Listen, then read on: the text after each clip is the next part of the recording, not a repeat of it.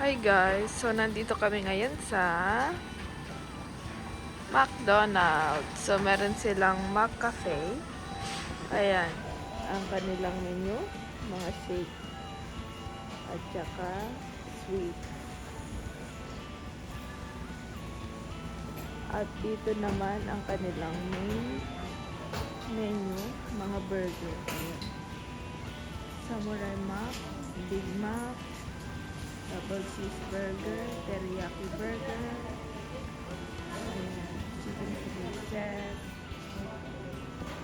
Ayan ang kanilang menu. Wala silang rice. Yan na ang menu nila. Apple pie, shake, coffee, kids meal, pancake. At ito ang aking kadi. Tulog. Ang pototoy. At ayun ang aming order. Ayun na guys, kumakain na kami. Ang akin ay chicken fillet and Coke Zero. Sila yung pancake, favorite niya. Tsaka fries. Tapos ito ang omocha nila. Kasi Happy Meal yung kay Leo. Tapos kay Bruno ay double cheeseburger. So guys, ito ang aming bill. Nilukot kasi ni Bruno. Yung order ni... ano to? Yung order ko na chicken fillet set, ano na yon, Coke, yung chicken burger tsaka fries is 680 yen.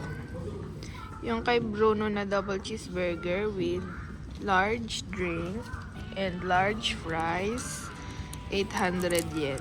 Tapos yung kay Leo na pancake at saka fries and apple juice is 510. Kaya ang bill namin ay 1,990 yen. Ayan. So, okay lang. Merienda na.